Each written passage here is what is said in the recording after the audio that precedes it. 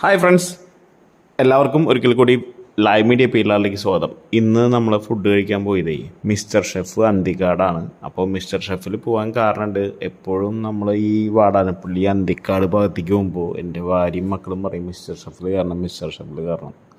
ഒരു പ്രത്യേക ഫീലാണ് അവിടുത്തെ ഒരു അറ്റ്മോസ്ഫിയർ. അപ്പോൾ അത് കാരണം അവിടെ കയറണം എന്ന് പറയായിരുന്നു.